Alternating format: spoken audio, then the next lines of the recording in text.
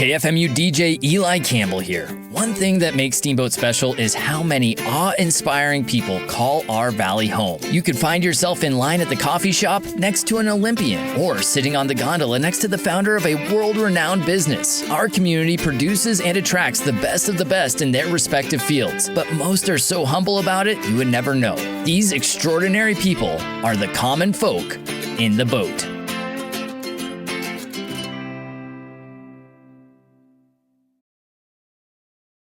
Welcome to Common Folk in the Boat, our continuing series of interviewing the influential people of Steamboat Springs, some of which are entrepreneurs and business owners. Some are just the personalities that are larger than life, and today's guest is going to be one of those. We are going to be talking to Cookie Lockhart, longtime local Hall of Fame auctioneer. Really excited to have that conversation.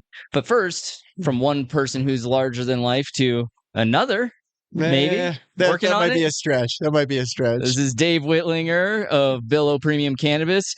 You describe yourself as the Ed McMahon to my Johnny Carson. Ed McMahon was a larger than life personality. Yeah, he was a close second to Johnny, so I'll give you that. He was larger than life, but not larger than Johnny. Let's be honest, and I think that's kind of our relationship here. It's a good way to put it. Yeah.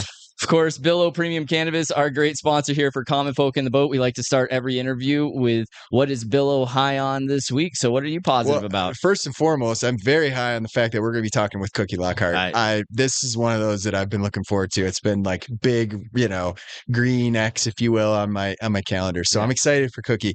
The other bit of news, Eli, since you asked, very high on and very excited to announce that we are going to, it's pretty much official, although we haven't done any promotion for it yet, but we are bringing back what we call the Cultivated Cuisine Dining series this summer. So if you didn't already know, this is a 7-course fine dining experience at a local farm that's paired with cannabis the same way that you might have a wine pairing. But we've done these in the past. We have learned a lot. We've modified. We've made it. Hopefully this summer it's even going to be higher end and just a better experience. And I'm just thrilled about that. Which is, it's a unique niche. You've definitely have the food and wine pairing type of dinners. For a lot of people, you might not think about cannabis pairings with a dinner or a meal, but it's something that you guys have gotten into last year. It's exciting that you're bringing it back. And I'm just, how did that idea even come about? Well, obviously in our industry, one of the challenges is, okay, we can talk about the product, we can help promote the product, but at the end of the day, how do we get people using the product? And so if we can introduce, and there's also, I'll be honest, there's a legitimacy to this whole thing. I'm a firm believer, obviously I work in the industry, that this industry should not be as taboo as some make it out to be. So this idea of pairing cannabis with food seems to me like a natural fit. It's just now wading through the legalities of it, making sure that everything's above board. But at the end of the day, we know we're not alone in thinking that, yes, cannabis and dining, hello. Naturally. It makes sense. As I think on a previous episode we talked about, you don't need the study to understand the food component. Well, of course, if you want to get more information and find out when the information is released about these experiences, you can go to mybillo.com and sign up for the email blast. We want to, you said it, this is a very exciting episode for us. You've never met Cookie. No. I've had a long experience with Cookie before, and she is a personality that she makes me smile. She makes me laugh every time I get to talk to her, and we have the opportunity here today. So we're going to bring Cookie Lockhart to the couch. Welcome, Cookie Lockhart. How are you doing? I'm doing pretty good, Eli. Now that I'm seeing you again, I haven't seen you in a long time. It's been a while. I've talked on this podcast before how Dave is the first person to hire me to a professional job here in Steamboat at the radio station. But my first employer in Steamboat was one Miss Cookie Lockhart.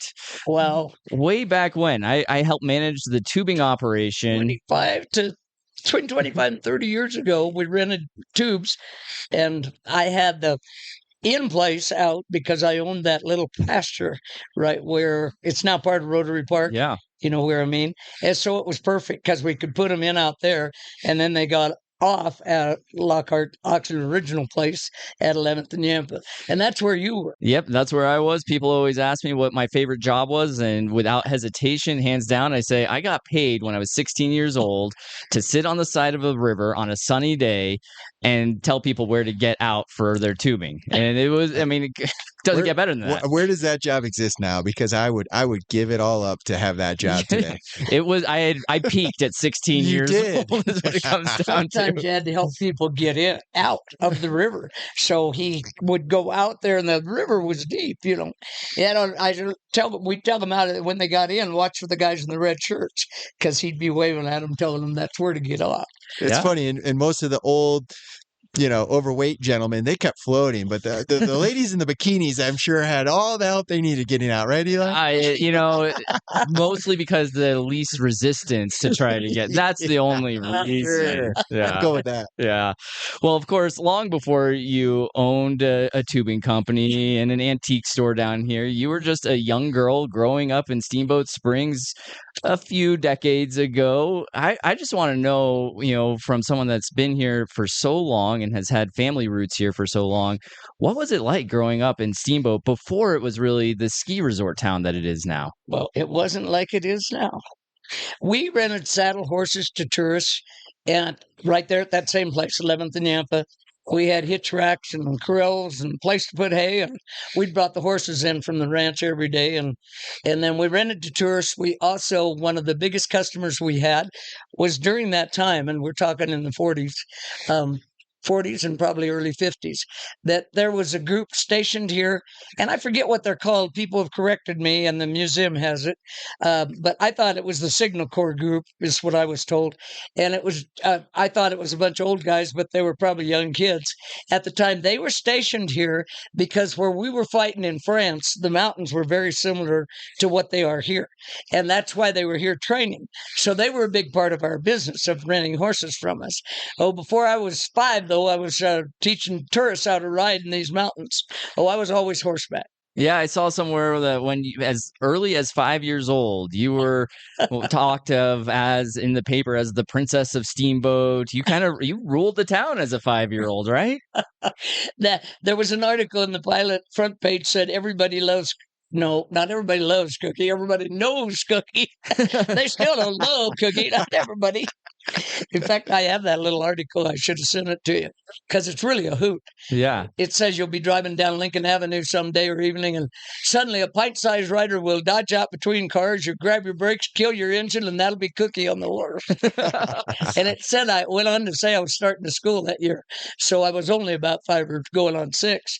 And some tourist ladies, then to end it really funny, tourist ladies was walking on the street, and they stopped and asked me how long I'd been riding. And I took offense to that, I guess. And I said about 30 years and rode off. As a 5-year-old. Yeah. 5-year-old. I love that. A little bit cocky, don't you think? A little bit cocky. Maybe you're just an old soul, But so, you're here in a time where there's no ski resort. There's still skiing. The area is starting to produce its first Olympians, but it's really a ranching community back then. Ranching and mining. Yeah. Yeah, and everybody knew everybody in town, and everybody took care of each other, and you just everybody makes a living because everybody needs something when it's a little town like that. I think it was 1,800 people. That's what I always remembered. I don't know if that was at what stage of my growing up it was, but that number always stuck in my mind. And so as we've kind of obviously progressed into this ski resort town, there's still a ranching community here, but Steamboat is really world renowned for its skiing now. What do you see in the community as it is now that still kind of reminds you of the Steamboat that you grew up in? Not much. There's a big long pause. A big old pause. Which is probably the first time. I just made Cookie Lockhart speechless. There isn't too much, there's just a few of the ranchers. I think of more the Hayden area and Yampa. It just isn't the same. Yeah, and I think we've talked about on this podcast a little bit before, though. It's still a community where people like to help other people, whether it's it's a different, maybe it's not the ranching community as much, but entrepreneurs, there's still a sense of community here. It's what attracted me to Steamboat to begin with, was it's not just a ski town. It's got a community sense to it, which I think does go back to the many generations that came before us that are currently here. What would you say? Well, I hope so. Yeah. I probably am not as involved as you are. I'm gone a lot. I'm here and there, and but it's always home. I say it'll always be home. If I may come back in a box from wherever I am, but it's still home. Well, my cemetery lot's paid for. I got to come back. You have to come back. You're covered. Yeah, I'll be covered. And I like that.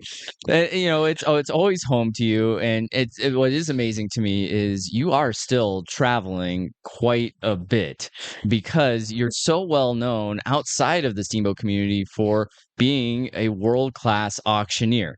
But when you started in that, it was certainly a male-dominated industry. You were the only female in your class of 126, mostly men, all men, at auction Men or boys, school. they were all males. Yeah, and you were able to filter through and still persevere. Talk a little bit about how your mentality, what maybe you've learned in the Steamboat ranching community that you grew up in that helped you move through what was a male-dominated industry there. Well, Eli, my dad was an auctioneer. My dad came here in the 30s, sent from Fort Collins Bank, and they were repossessing equipment. And a lot of people were trying to make a living with 100 head of cows or so from one end of the river to the other. And that was really impossible with a 59-day growing season. And people would start calving in February when it was 20. It was an impossible thing. But the main part that my dad saw was he was a real teamster. He had driven horses when he was a kid growing up. He was helping farm. And he knew a lot about horses and teams and harness. And the only way to feed at that time all these cattle were, there wasn't anything motorized. So the only way to feed was with the team. So he raised Belgian horses because they were the most gentle. And he could show a rancher how they could load their hay sled and then wrap the reins. How to harness the horse was important. Not very many people know how to hitch up horses. My dad used to say, if somebody doesn't know how to hitch a team, don't bring them around here. And he always said, hired men. Anyway, one man could put those reins around the rack and he could feed all by himself. And so that was really, I think my dad saw a real need here. Yeah. And that was how he came. He started coming in the 30s. And then in 41, he first rented the place at 11th and Yampa. And all the pictures of that place. Oh, my poor mother. But he was great at everything. I mean, he was a master at so many things. Being a horseman, you wouldn't have thought he was, he was not only an auctioneer also, but he was really a great, carpenter or visionary in a lot of things that he could see how to do. He just totally remodeled the place, and he always had a hired man helping, and they were either shoeing horses or pounding nails or work, work, work. That was his 4-letter word. If you weren't working, you weren't worth much in that era. Yeah. That might be bad to say today, but that's still how I grew up thinking. And then my brother went into business with my dad, and they bought and sold cattle and horses and real estate and auctions and, whatever the community. My brother bring in a whole bunch of dolls and things for Christmas and have an auction because people couldn't get anywhere from here, And so then my brother got sick, and he and I was really going to town. We'd have done great things together, but he was only in his 30s when he got sick, and he was 40 when he died. So the auction business meant so much to my dad. Auction, actually, there's as many kinds of auctioneers as there are doctors, and people don't. It's the most misunderstood business there is. People do not understand auctions. Yeah. It's because it's so varied. It's it's like saying heart surgery. What do we know about heart surgery, right? We don't know much, but there's so much to learn. There's just constant seminars and fundraisers and things that I'm always trying to keep up on. And it's a full-time job just going to seminars and staying up on things. Well, and I think I mean, I was telling Dave, I never knew, you see that an auctioneer, you see, well, it's impressive that they can talk that fast and they can get people to bid more, but I never even knew that there was an auction school that you attended. And certainly you came out of, like we talked about, the only female. And then beyond that, you started to gain recognition, not just because you were a female, but because of how good you were at the job. To the point where you ended up on the game show To Tell the Truth back in the 1960s. And I've always been curious. I've seen the YouTube video of it. It's amazing. But I'm curious, how does a game show, I'm guessing based out of Los Angeles or some big city like New York, how do the producers for that game show find Cookie Lockhart in Northwest Colorado? I was selling a livestock sale in Elizabeth, Colorado, and they had a machinery auction, and I sold it in. And from that, a guy asked me to come to Iowa, and he featured me in the opening of a machinery company there. But during that time, so we're talking 66, we were, and my brother and I worked this auction, and we liquidated kind of a high-end interior design company in Cherry Creek. And it was a big crowd and a well-known company at the time. It's called Co-Interiors, I just remembered. And from that, we got several other auctions. But they had a full-page ad in the Denver Post. I don't know what that had called it. Cost today, but they had pictured me as the world's leading lady auctioneer, or the first, or however they said it. I always suspected that they probably had scouts from different TV shows, and somebody picked up on that, and I just got a call from New York and asked me if I'd like to be on the show. And of course, I'd never been to New York. I'd never been, at that point, I don't think I'd been out of Colorado. I'm sure we could talk for another hour just about your first recollection of New York City coming out of Steamboat Springs. And what I remember is they put me in this tiny hotel room, about 8 by 8, and I thought, this is New York. And so I wanted to go shopping, and now I forget the big department store, but one of those fancy stores. And so I went down the street and went into this store, and a guy was right in front of me and slammed the door in my face, and I went, "Whoa, that doesn't happen in Steamboat." Jeez. Yeah, it's a whole Culture different shock. world. Yeah. And so that show is on To Tell the Truth is on YouTube. Yeah, it's incredible YouTube, and it's funny because one of the things that interests me about why you, or how they found you, is we live in a world that's not nearly, or grew up in a world that's not nearly as connected as now. So it's not like someone can discover you on social media back then or anything like that. And I'm just guessing that that's how it happened. And now here we are in a whole new generation where the show from the 1960s is on social media. It's on YouTube, and people are rediscovering you. Are you finding a younger generation of people that are recognizing you and finding you from just, the different social networks and things that are being shared out there about the work that you're still doing to this day? Yeah, I was given a seminar at an auction school a while back. And by the way, there are numerous auction schools, probably 6 I can think of off the top of my head, that are all good. My great nephew just went to Bozeman, Montana. He just sent me a picture yesterday driving back in a blizzard through Montana. He said he couldn't believe how much he learned. It's a short school, and it's like going to kindergarten. But anyway, I was given a seminar at the Worldwide Auction School, and there were some teenagers, and they were young guys, early 20s, and they were nudging each other, and they had their cell phones, and they had pulled that up on YouTube. So here I was up on the stage supposed to be. They were laughing because they were getting such a kick out of it, of course. So I didn't even know until that time. That was been a few years ago. I didn't know you could go on YouTube and see it. You're the queen of auctioneering. You're in. I said I didn't know that there was an auctioneering school. I also didn't know until I met you that there was an Auctioneering Hall of Fame. And so, and I mean, it is an industry that I think you mentioned. It's not very well understood by us as outsiders, but there is a Hall of Fame. You are a very well respected auctioneer. And again, not just because you were the first female, you're the first female in the Hall of Fame, but the work that you do. What does it mean to be recognized by your peers like that? Well, it's pretty cool. I sent you that on what happened just this weekend, a couple of days ago, Saturday night. And they honored me because I actually went to auction school 60 years ago. Almost 61.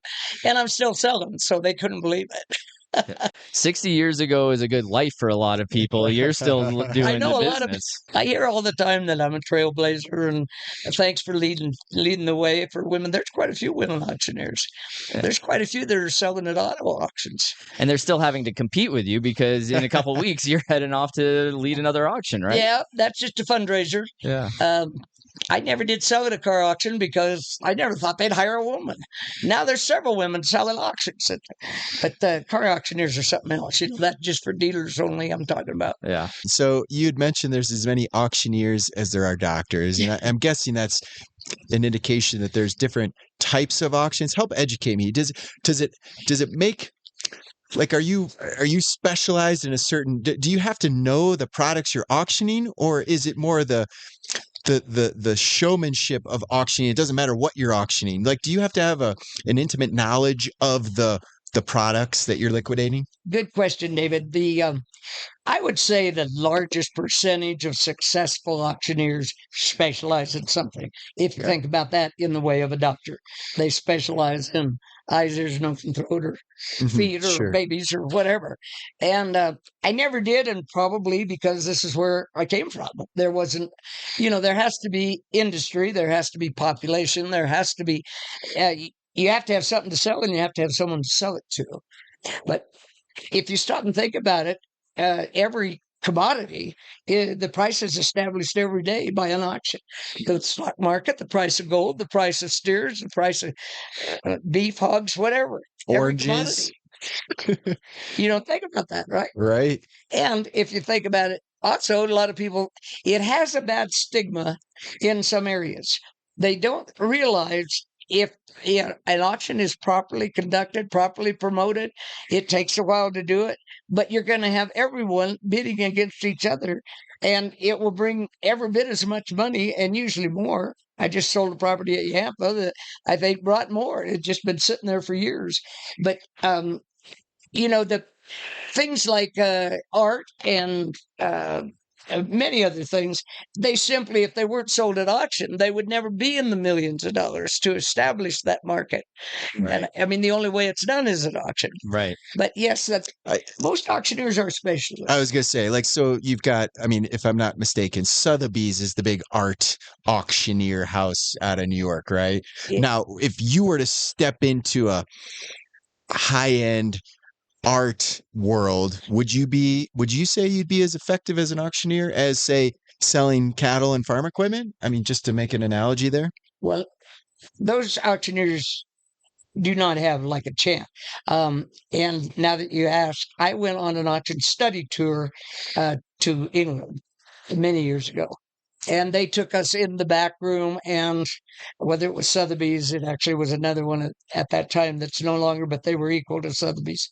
And they showed us how they spend months and months getting ready for, say, an art auction or a book auction. The person that's a specialist in that is studying it for months, getting it ready, is the auctioneer. Yeah. And that's the only time that they are an auctioneer.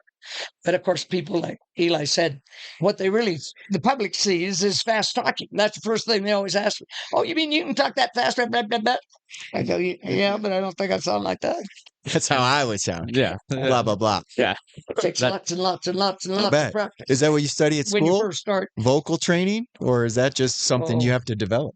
They have, in auction school, they have them, you count from 2.5 to 100 forward and backward 5 million times. Yeah. And you learn jingles like Betty Botter. Do you know about Betty Botter? No, tell me. Well, that's the things they do in auction school during that part of the training. Okay. But Betty bought a bit of butter, but she said this butter's bitter. If I put it in my batter, it'll make my batter bitter. So she bought a bit of better butter, put it in her bitter batter, made it her bitter batter better. No, it's a good thing. Better bought a bit of better butter, don't you think? That's my new warm up for every time I go on the air. Sold. Every auctioneer in the world knows Betty Botter. I'll bet. Just ask any auctioneer and they know what Betty Botter means. Yeah. But they teach all kinds of things. They have real estate, guns, antiques, you name it.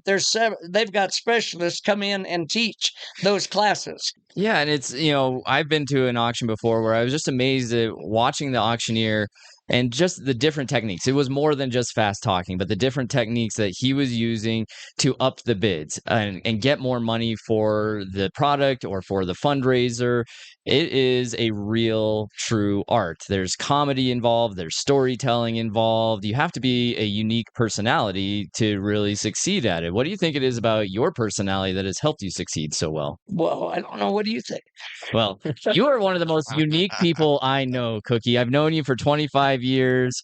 I mean, your style is unique. Everything about you is unique, but there's a lot of people that have a unique style that couldn't be an auctioneer. You're a people person. You're outgoing. I could go on, but I want to know from you. Well, I don't know how to answer that. I'll answer for you. Okay, thank you. Here's the thing about you, Cookie.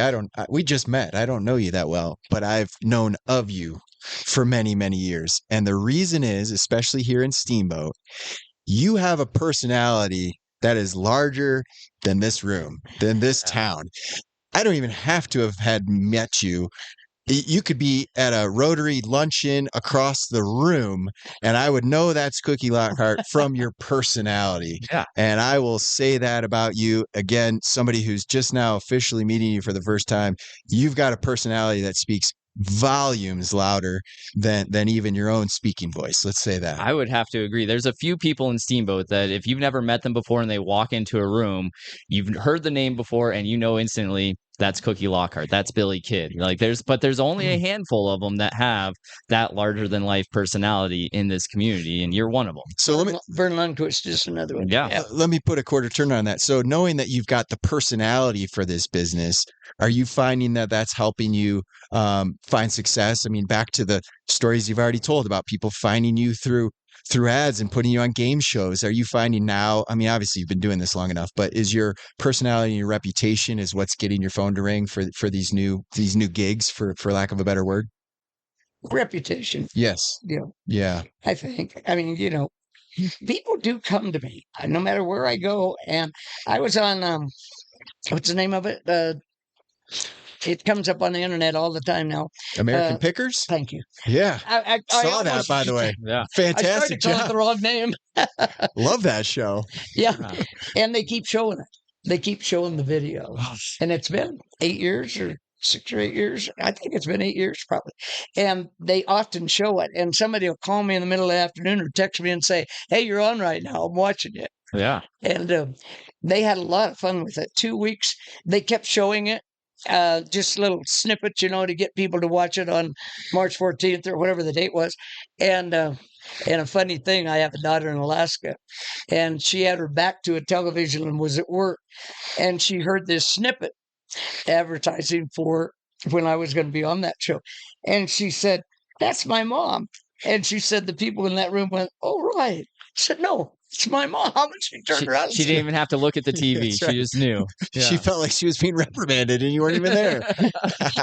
I remember when they came through town because it was the whole hush hush, like very everybody was going up and down the alley. Sheik and dagger kind of thing where it was because they were, that show's popular and they don't want an audience. They want to get in, talk to Cookie, film the show and kind of meet under wraps and then later of course make the big deal. But man, it was this whole like, I think they're in town. I don't know. What's Cookie up to? Let's figure it out.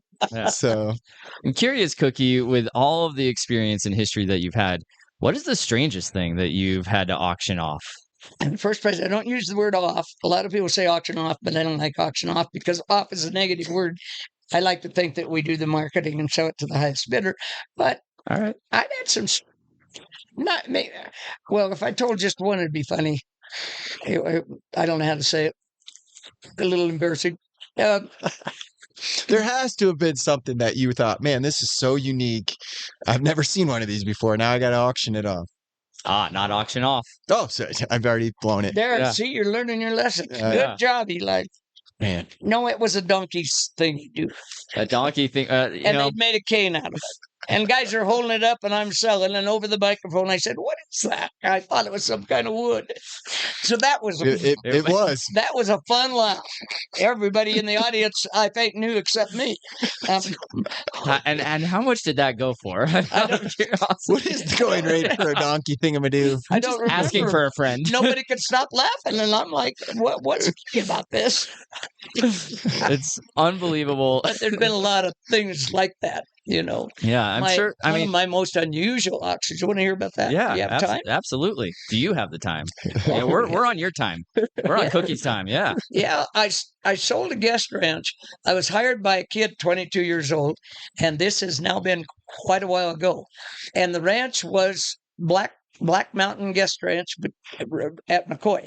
So right smack between Billo and Steamboat. And the owner had been killed in a plane crash. And there wasn't any income, of course. So all of a sudden, this fabulous guest ranch had to be liquidated. And he called a couple different auction companies and ended up, I worked for a 22-year-old kid. And I could write a whole book about this one auction.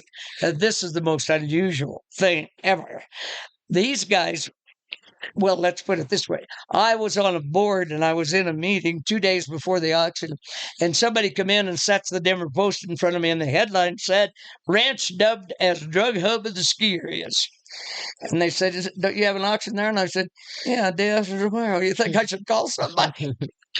I just panicked. My first thought was to call the DEA. Then I thought, they already know about it. But it's on the paper. That's right. Yeah, it's in the paper. Yeah.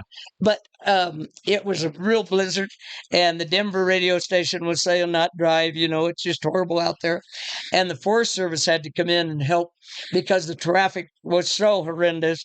Trucks and pickups and trailers and holy Toledo. And I mean, we're talking horses, saddles, skis, snowmobiles, furniture, everything it takes to run a guest ranch is humongous. Oh, it was a 2-day sale, and it snowed something like 18 inches in between, but huge crowds, and a $150 saddle was bringing 400. I mean, it was just unbelievable. But what had happened was they were bringing, there was 7 people killed in this plane crash, and they were bringing the drugs in from wherever to Miami to Bing, and it showed that map. Right between Steamboat and Billo, it shows this map. And they had dropped the drugs off to this 22-year-old son, and they hit a mountain. Was he putting them in the saddles? Is that why $150 saddles going for $400? That was later. But what happened to the plane was they hit a mountain and they were all killed. And the plane was actively engaged in a drug run. And what happened there was coming in from Miami, they were low on fuel, and the feds were chasing them. So they didn't dare stop in Denver. So they came on, circled that ranch, and dropped off the drugs to this kid, and then hit him out. See, I think in my mind, you've just explained why a $150 saddle is now worth $400, because that story alone, like, I would love to own a piece of property that I knew was about to be seized by the DEA. Come on, that's fun. Well, and I was a nervous wreck. I don't know if you remember Pat Mantle. Pat was there, an old-time cowboy. Well, talk about a character. He had a personality deluxe. And Pat was there as a good friend. And so I thought any minute they're going to come in and take all the money from this auction, because probably everything there was bought with drug money. Yeah. But I mean, there was cabins with original Western art in it. It was just unbelievable. And come to find out, too, when it came out in the paper later, one of the top 10 most wanted men had been living there in one of the cabins. Well, I mean, this was just you can imagine I was under a lot of pressure. And I thought, any minute. And I had a motorhome, and I had the cashier set up in the motorhome. So I said, Pat, get over there and tell them to give you all the $100 bills they've got. Stick them in your boots or whatever. And so then we sent somebody else to do it because, the kid hired me. I'm going to let the DEA figure it out themselves. I'm surprised they didn't stop. Yeah. Because if somebody had been on the ball, they would have taking all the money from that. They had a bus that they picked people up in Denver, and I mean, this was unheard of at the time, with a bus with the bathroom in the back and the kitchen where they served people that came into this guest ranch. And then this 22-year-old kid, he wanted to keep the bus, but he was scared to drive it from McCoy to Denver, and then he was gonna be okay on the freeway back to Florida, right? And so I drove the bus for him from McCoy to Denver. No problem for this kid. I learned to drive hauling cattle over those mountains. Full service auctioneer. But that auction was one of the best. I remember turning to my dad and I said, "Do you want to sell?" And he said, "Nope." He said, "That boy right there is doing just fine." He was selling saddles. It didn't matter what it was, ski equipment, I mean, there's a lot to run a guest ranch if you think about it. You just start to liquidate. And I mean, just doing the inventory was unbelievable. Yeah. And today we would have thought we had to lot tag everything. We had to put it on the internet. We didn't have to do any of that. I can't imagine all the stories that you have from, Steamboat when it was a little bit more rowdy and a little smaller town, to the auction life, to, I mean, you're still going at it too, as we mentioned. I mean, you're someone who has no plans to slow down. In fact, before we started talking here, you were talking to me about, well, maybe we could get a little business going. Maybe we can make some money. You have that mentality where I don't think you're ever going to slow down, are you? Well, slowed down quite a little. That COVID pneumonia tried to kill me, but I wouldn't let it. Yeah, well, I can understand. I still got things to do. I'd be scared to try to kill you too. So. I get the. You're going to retire. I'm sorry. I get the impression you're too stubborn to die. I don't know if it's stubborn. It's just, what would I do? I never learned to play golf. I don't ski worth a darn. Right. I don't do all those things that the kids do. Yeah, but you can auction, and you can do it really well. I want to thank you for taking some time to sit with us this morning. It's been absolutely incredible to reconnect with you and just hear some of these stories. And like I said, I'm sure that you could go on and on for days. This is just the tip of the iceberg for you, but you are one of the true common folk of the boat from the time you were the 5-year-old. Everyone knows Cookie, to now everyone knows when you're in a room. So thank you very much. You bet. Yeah. Would you like to hear me auction? I would love to end it that way. Okay. All right there, boys. Step. What do you get for it? I'm a 25. I get 30. What do you get? 35. I get 40. David, 40. Now 5, 45, and 50. I don't even know what I'm buying, but yeah. I get 55. Sold it right over there, David. The buyer gets the money. Next lot.